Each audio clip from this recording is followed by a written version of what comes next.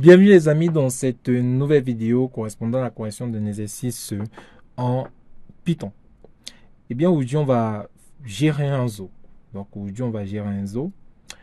l'objectif de cette vidéo c'est de parcourir toutes les notions sur les listes, les tuples et les tranches et autres notions pour la manipulation d'une liste, d'un tuple ou encore l'utilisation des tranches ou même de la fonction liste. Ok. Donc vraiment l'objectif est de couvrir tout cela dans cette vidéo. Et ceci grâce à la gestion d'un zoo en Python. Dernièrement, toujours sur la chaîne, on avait fait une vidéo sur la gestion d'une bibliothèque en Python. Donc je vous invite vraiment à regarder cela, puisque on parlait un petit peu de la POO, programmation orientée objet. Donc on utilisait des classes et tout. Ok. Donc, sans plus tarder, nous allons essayer de nous diriger vers l'exercice. Là, je vous ai présenté quelques petits rappels au niveau d'une liste en Python. Une liste est une structure de données en Python qui permet de stocker une collection d'éléments ordonnés. On va dire généralement que les listes sont mutables. Un tuple est similaire à une liste en ce qu'il est également une collection ordonnée.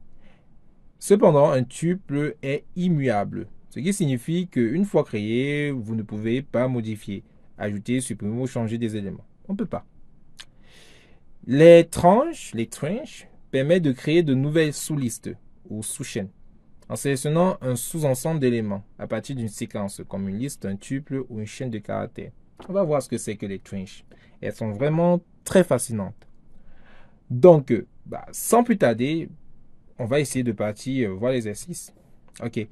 Si tu es nouveau sur la chaîne YouTube, tu peux mettre pause et t'abonner. Ça prend juste quelques secondes. L'exercice se trouve sur le site pandacoder.com. Je mettrai le lien au niveau de la description. Donc, si on veut faire la gestion d'un zoo, on veut gérer un zoo. On commence avec l'énoncé de l'exercice. Tu es responsable. Vous êtes responsable de la gestion des animaux dans un zoo. Le zoo possède différents enclos organisés par type d'animaux, par régime alimentaire et par région d'origine. Tu dois créer plusieurs scripts Python pour gérer cette collection en utilisant des listes, des tuples et des ranges. Et des tranches aussi.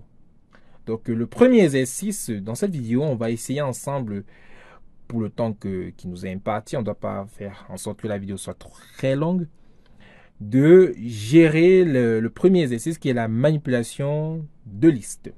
Alors, on va essayer d'apprêter d'abord notre environnement de travail et pour ce faire, on va utiliser PyCharm.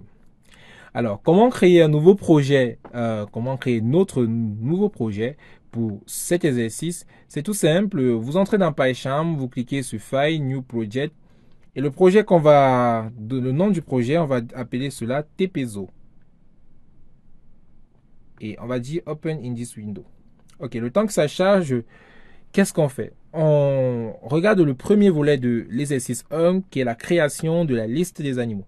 Alors, on nous a déjà donné la liste des différents animaux. Ok, donc ce qu'on va faire, c'est qu'on va copier cette liste. Ok, et d'abord, je vais essayer d'effacer certaines choses ici. Hop là. Ok. Et je fasse le print ici et je mets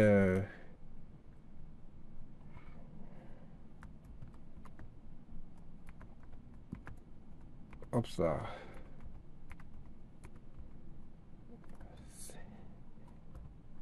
Je mets un truc comme ceci. TP Python gestion d'un zoo.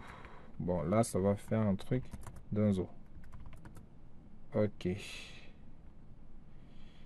Super. Bon, j'aurais pu utiliser la notation f-string et faire un caractère d'échappement pour l'apostrophe, mais j'ai pas envie de perdre assez de temps sur ça. Ok, donc on va voir plus tard comment utiliser la notation f-string. Ok. Ok, donc comme j'ai dit, la première chose c'est de créer Donc, la liste de départ, c'est d'utiliser la liste de départ, cette liste qu'on avait dans le site. Donc, on va appeler ça quoi? Animaux de départ. Bon, pourquoi départ? Parce que au fur et à mesure nous allons travailler, la liste va être modifiée. CTRL V, voilà, super. Ok, donc on peut maintenant débuter avec le travail. Alors, je vais faire un print pour que vous essayiez de voir comment tout cela marche. Animaux, ok. Je fais un print de la liste. J'affiche les éléments de la liste. Donc mon but, c'est d'afficher les éléments de la liste. Donc, vous voyez d'abord qu'on a print la chaîne de caractères que j'ai eu à mettre ici en haut, qui était Python, gestion d'un zoo, ok. Ensuite, on affiche la liste en question. La liste des différents animaux. Super. Ok, donc on peut maintenant répondre à la première question. La première question, c'est d'ajouter deux nouveaux animaux à la fin de la liste. On va ajouter le lémurien et le pingouin. C'est très simple. Alors, déjà, premièrement, on veut ajouter à la fin de la liste le lémurien et le pingouin. Quand vous regardez la liste, vous voyez qu'il y a le kangourou et le chimpanzé qui sont bien positionnés à la fin de la liste. Donc, l'objectif, c'est d'avoir plutôt le lémurien et le pingouin. Alors, on travaille sur quoi? On travaille sur la liste animaux. Donc, la liste s'appelle animaux. Maintenant, pour cette liste animaux, on veut modifier son contenu. On veut déjà de 1, ajouter de nouveaux éléments, ok? Et de 2, nous voulons que ces éléments-là soient placés à la fin de la liste. C'est simple. En Python, on a une fonction prédéfinie qui nous permet de faire cela. La fonction s'appelle append. Append va tout simplement prendre la chaîne de caractères et l'ajouter juste à la fin de la liste. Alors, il faut faire attention. L'ordre pour ajouter les éléments est bien. Il faut tenir compte de l'ordre pour ajouter les éléments. Parce que si on ajoute le pingouin avant le lémurien, ça va forcément faire en sorte que le lémurien soit en dernière position. Or, on a bien vu que l'ordre c'est lémurien, pingouin. Donc ici, je mets d'abord le lémurien, je l'ajoute, je peux faire un print, vous voyez. Hop là, le lémurien est maintenant ici à la fin. Ensuite, je peux maintenant ajouter append, ajouter maintenant le pingouin. J'espère que c'est comme ça qu'on écrit pingouin. Bon, je crois ça. Ok, je peux maintenant ajouter le pingouin. Et si je clique encore, ok, vous voyez que là, le pingouin maintenant est ajouté à la fin de la liste. Donc, ce que je fais, c'est que je numérote comme ceci et je dis, ça c'est la première question. Je fais un CTRL S toujours. Super. On peut passer maintenant à la deuxième question de notre exercice. Et la deuxième question dit d'insérer un animal au début de la liste. Alors, pour insérer un animal au début de la liste, c'est très simple. Ok. Alors, déjà, ce qu'on doit faire, ce qu'on doit toujours mettre dans la tête, en fait, c'est qu'on bosse avec quoi? On bosse avec la liste. La liste s'appelle quoi? La liste s'appelle animaux. Ok, la question 2. Donc, je vais un peu réduire ça, ok? Et réduire un peu ceci. Ok. Donc, comme je disais tantôt, ce qu'on veut faire, c'est qu'on va ajouter... j'ai carrément perdu le fil. On veut insérer un animal au début de la liste et c'est le loup qu'on veut insérer. Donc, on veut insérer le loup au début de la liste. Bon. Comme j'ai dit tantôt, on doit toujours se mettre dans la tête que, ok, on travaille sur quelle liste? On travaille sur la liste animaux. Ok. Pour ajouter un élément au début de la liste, on doit utiliser la fonction insert pour dire insérer. Ok. Si vous regardez bien la fonction insert, vous voyez qu'elle va prendre plusieurs paramètres et notamment les paramètres qui sont les plus intéressants, c'est l'index et l'objet à insérer. L'indice, c'est tout simplement là où on doit placer l'élément et l'objet, c'est l'élément que l'on va placer, que l'on va insérer. Donc ici, la fonction insert va prendre la position de l'élément et l'élément à insérer. Donc, on va mettre là le loup. OK. C'est tout. Donc, avec cette fonction, on est sûr et certain que ici, au niveau du lion, on va pouvoir ajouter... ici, au niveau du lion, on aurait plutôt loup. Alors, pourquoi on commence par 0? On commence à 0 parce que une liste en Python, les indices d'une liste en Python débutent par 0. Donc, c'est un petit peu ça. Donc, le lion dans notre liste actuelle est à l'indice 0 et le tigre est à l'indice 1. Donc, si je clique sur pour exécuter, bah, vous voyez que le loup est placé à l'indice 0. Maintenant, que se passe-t-il si je change par exemple le 0 par le 2? Bah, vous l'aurez sûrement deviné, le loup va venir se placer à la troisième position, c'est-à-dire à l'indice 2, vu que les indices en Python débutent par 0. Donc c'est un petit peu ça. Mais on doit respecter ce que l'exercice a dit, et donc du coup on va commencer par l'indice 0. Ok, puisqu'on doit insérer le loup à la première, bon, premier indice du tableau, l'index du tableau. Ok.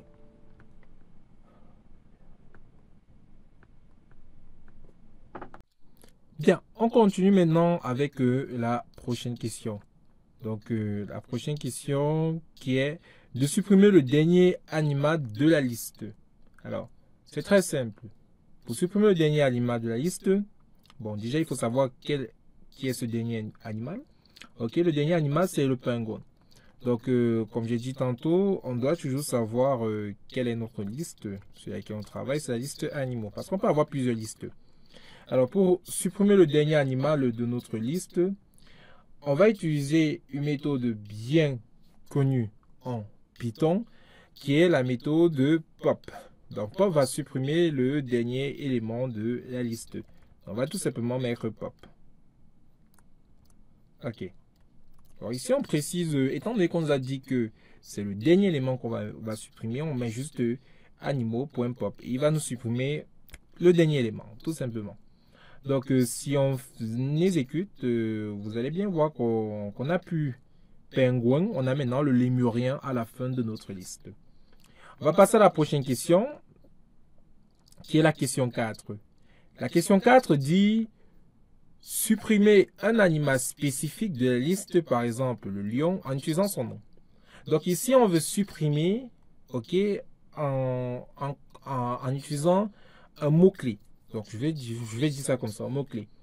Donc on pouvait préciser l'indice pour supprimer, mais ici on a juste besoin de savoir l'élément qu'on va aller supprimer dans la liste. Ok, on essaie de faire cela. Donc question 4, on va supprimer l'élément. Alors pour supprimer l'élément, on va dire animaux, ok, point. Alors on va utiliser la méthode remove. Remove. Okay, la méthode remove maintenant, on a dit qu'on veut supprimer un animal bien spécifique dans la liste d'animaux. L'animal qu'on va supprimer ici, bon, on a dit que c'est le lion.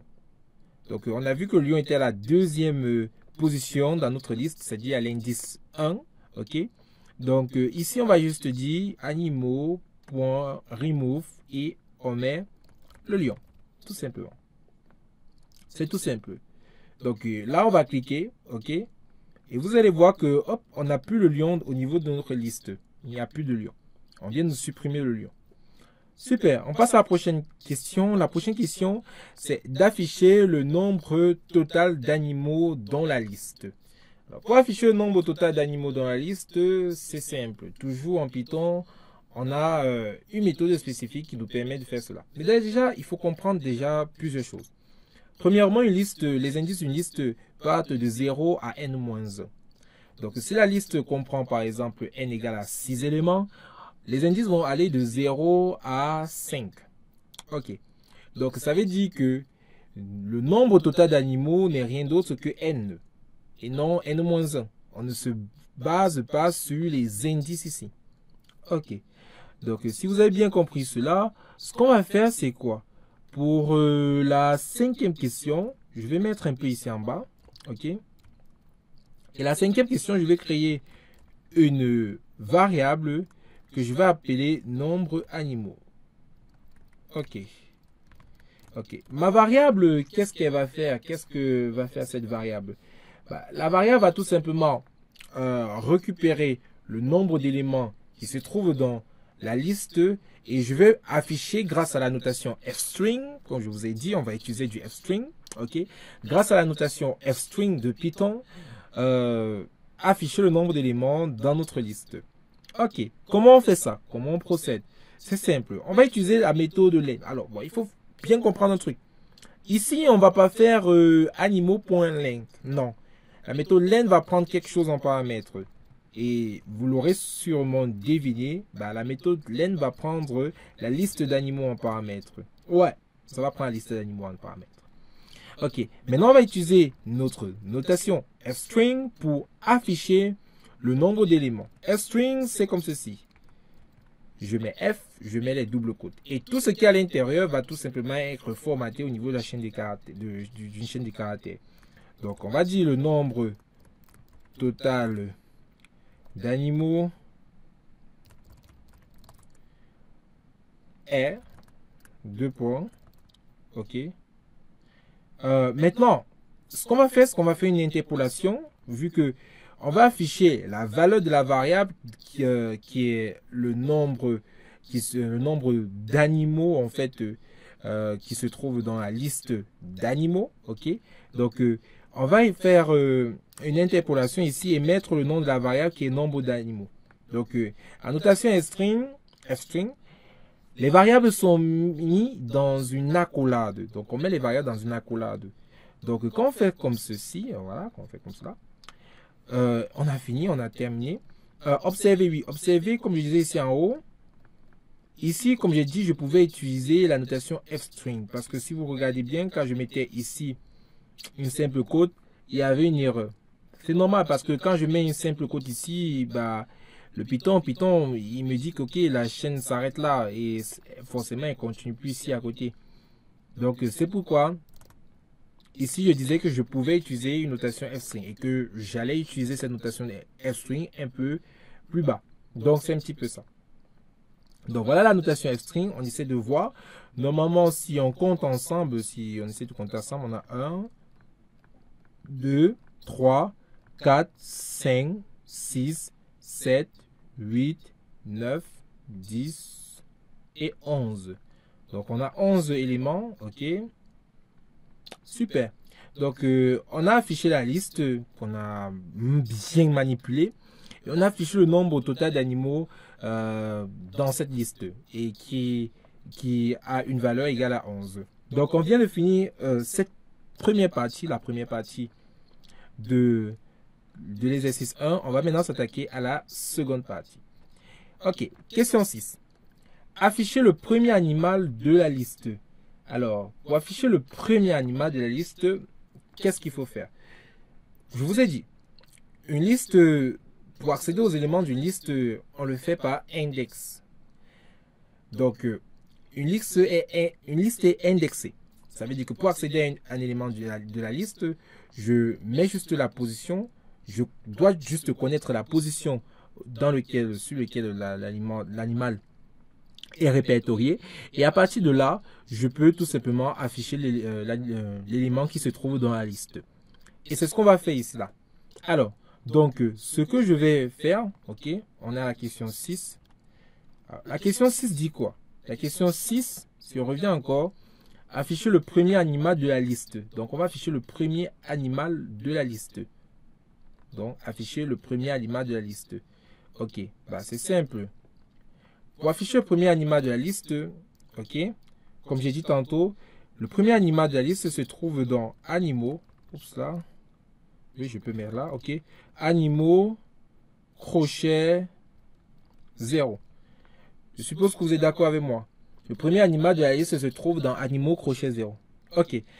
Maintenant, comment je le fais? Je fais pour l'afficher. Je vais utiliser ma notation fstring. Toujours. Donc, print, ok. Double quote, je mets F et je dis premier animal, ok, 2 points. Et je mets les accolades pour faire une interpolation. Et je peux mettre maintenant la valeur de la variable. En fait, ici, je vais accéder au premier élément de la liste. Pour accéder au premier élément de la liste, je mets le nom de la liste et je mets l'indice du premier élément de la liste, tout simplement. Ok, si on clique, on va bien se rendre compte que le premier élément de la liste, c'est le loup. On a bien la liste qu'on a affichée ici dès le départ et on a bien le premier animal qui est le loup, qui est le premier élément. Ok, Maintenant, prochaine question. Afficher les 3 derniers animaux de la liste. Ah, là, ça devient un peu plus complexe, un peu plus sérieux. L'objectif ici, c'est d'afficher une partie de la liste. Donc, l'objectif vraiment, c'est d'afficher une partie de la liste. Alors, comment on fait ça? Alors, ce qu'on va faire, c'est qu'on va utiliser la notation range. On va utiliser les range. Ou encore, on peut dire slicing. Donc, l'objectif ici, c'est de découper notre liste et de reprendre juste une sous-partie, d'afficher une sous-partie de notre liste, si vous voulez, un petit peu comme ça. Donc, on va essayer de faire ça ensemble. On va essayer de faire vraiment ça ensemble, pas à pas, ok? Donc, question 7. On va afficher les 3 premiers, on a dit quoi? On a dit les 3 derniers animaux de la liste. Les 3 derniers animaux de la liste. Ok. Alors, c'est simple. Pour afficher les 3 derniers animaux de la liste, je vous propose 2 façons de le faire. Vous pouvez voir la liste. J'ouvre mon pen, ok. Alors, je vais faire ça rapidement. Vous pouvez voir la liste. J'ai loup. Je prends juste un exemple. J'ai tigre. Et je suppose qu'il y avait lapin. C'est juste pour vous expliquer. C'est pas réellement ce qu'on est en train de faire là-bas. Ok. Ce que vous devez comprendre, c'est que je vais mettre en rouge. Les indices de la liste partent de 0, 1, 2. Super. Ça, ce sont les indices, je vais dire ça comment? Positifs. Maintenant, on peut aussi avoir au niveau d'une liste des indices négatifs. Et pour ce faire, je vais prendre une autre couleur et je vais noter comme ceci, -1, -2 et -3. Ok. Maintenant, supposons, voici une liste. On vous demande de récupérer le dernier élément de la liste.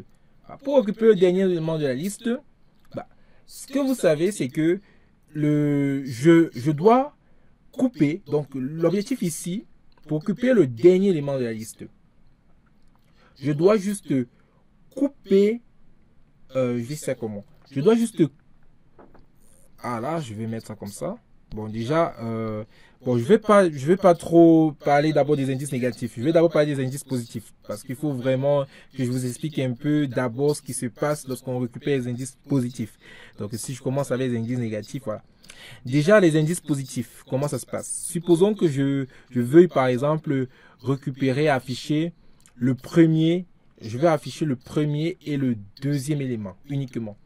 Pour afficher le premier et le deuxième uniquement, lorsque j'utilise un range, ce que je fais, c'est que je mets l'indice qui va être inclus dans l'affichage et je mets l'indice qui va être exclu. Ok. Quand je fais ça, ça veut dire que je lui demande que affiche-moi les valeurs, l'élément de l'indice 0 à l'indice 1. 2 est exclu. En fait, c'est ça.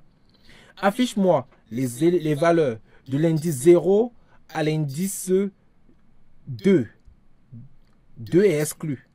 Donc, je pars de 0 à 2 moins 1, c'est-à-dire de 0 à 1. Ok. Prenons l'exemple que je donnais d'abord. Supposons que je veux juste prendre lapin.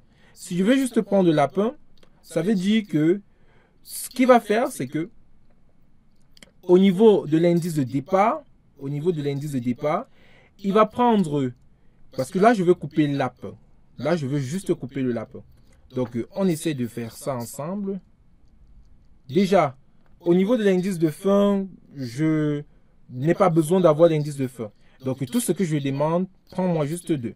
Donc, ça veut dire que il inclut 2, il inclut l'indice 2 et il s'en fout du reste, puisqu'il va prendre 2 jusqu'à la fin. Donc, c'est un petit peu ça. Maintenant, au niveau des indiçages négatifs, supposons que je veux récupérer le premier élément. Si je veux récupérer le premier élément, c'est simple. Je vais prendre avec une couleur rouge un peu pour expliquer. Si je veux récupérer le dernier élément, par exemple. Pour récupérer le dernier élément, c'est toujours la même logique. Ça veut dire que j'inclus quoi? J'inclus -1. Ok? Et jusqu'à la fin. J'inclus -1 jusqu'à la fin. Donc, c'est un petit peu ça. J'espère que vous avez bien compris la notion de range. Je ferai vraiment une vidéo pour expliquer cette notion, comment on fait les ranges avec plein d'exercices, donc ne vous inquiétez pas, mais vraiment, il faut essayer de mieux comprendre cela. Ok. On essaie de revenir maintenant sur notre exemple. Si vous avez bien compris, c'est bon, parce qu'on va utiliser deux façons de le faire. On va utiliser les indiçages positifs et les indiçages négatifs. Commençons par l'indissage négatif. Commençons par l'indissage négatif.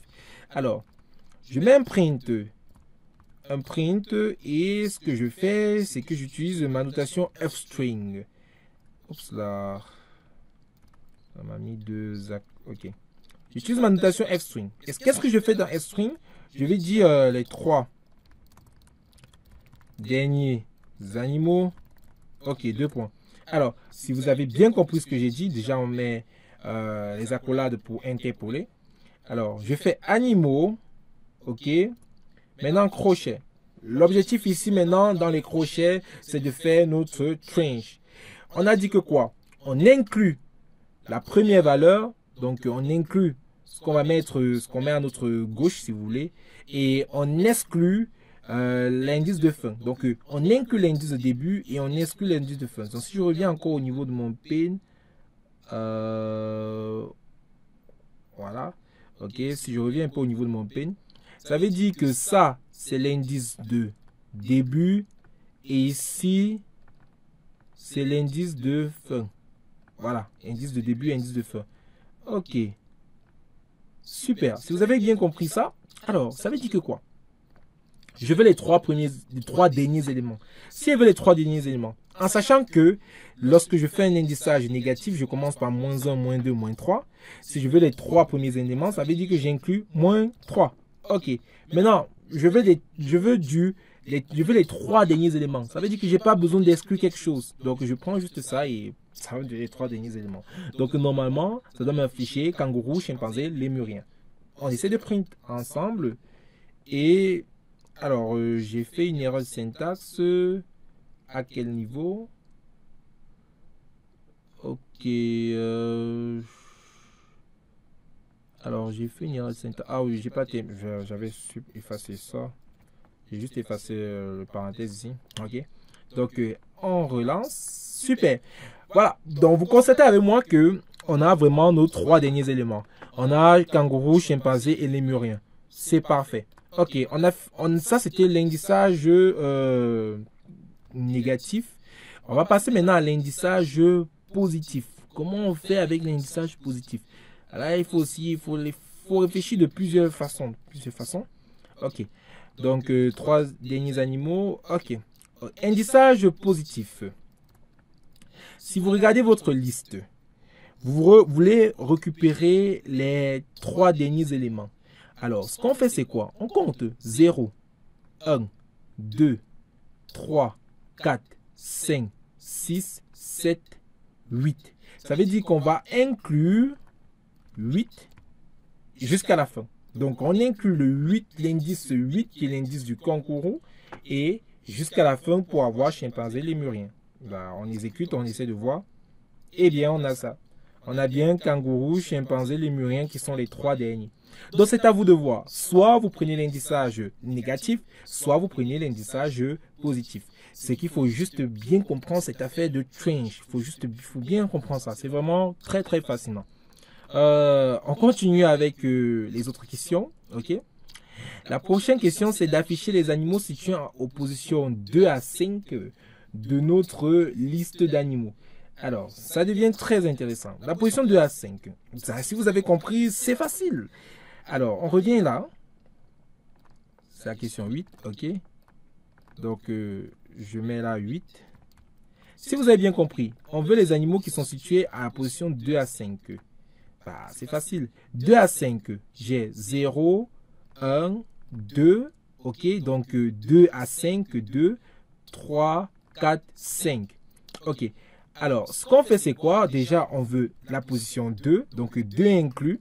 Maintenant, si on met 5 ici, bah, vous savez ce que ça signifie? Ça signifie qu'on va exclure 5. Or, c'est pas ce qu'on veut. Nous, on veut prendre les animaux dans l'intervalle 2 à 5. Ça veut dire qu'on doit prendre dans l'intervalle 2 à 6 pour pouvoir exclure 6 et récupérer 5. C'est ça, les tranches. Donc, l'objectif ici, c'est de récupérer la girafe, le zèbre, l'éléphant et le rhinocéros. Donc 1, 2, 3, 4 et 5 et l'ours. Donc, j'espère que j'ai bien compté. OK. Donc, on exécute girafe, zèbre, rhinocéros. Voilà. Voilà. Donc, girafe, zèbre, éléphant, rhinocéros. Super. On ne devait pas prendre le rose. Donc, 2, 3, 4, 5. Super. Donc, on a fini avec la question 8. Vous voyez que c'est pas compliqué. Le range, c'est vraiment pas compliqué. Alors, la prochaine question, bah, très facile à comprendre. Bon, très facile. La prochaine question dit tout simplement d'inverser l'ordre des animaux dans la liste et afficher la nouvelle liste. Super. Bon, l'objectif, c'est d'inverser. Donc, on vient là. OK? Donc, question 9. Question 9. Super. Alors, pour inverser notre liste de départ, c'est animaux. On va appliquer la méthode reverse qui va permettre de renverser tout cela. Donc, on va dire animaux.reverse. Et on va utiliser la méthode, on va utiliser la notation f-string et on va juste changer un peu quelque chose. Là, on va dire, animaux, animaux en ordre inversé. En ordre inversé. Et là, on va afficher juste animaux, tout simplement. Donc, c'est un petit peu ça. C'est un peu ça. Donc, ok. Donc, là, maintenant, vous constatez avec moi qu'on a affiché en l'ordre inverse. Donc, ici, on avait la liste, les animaux au départ, loup, tigre et lémurien à la fin. Maintenant, on a lémurien, chimpanzé, kangourou, panda et à la fin, on a loup. Bon, les amis, c'était tout pour cette vidéo. Bah, parce que si je continue, la vidéo va être très longue. Mais vous inquiétez pas. On va passer à la prochaine vidéo. Et dans la prochaine vidéo, on va continuer avec les l'exercice 2, les l'exercice 3, et ainsi de suite. Donc, à très bientôt. Et surtout, si la vidéo vous a plu, voilà, n'hésitez pas à partager et on se retrouve pour une prochaine, bon, pour la suite en fait.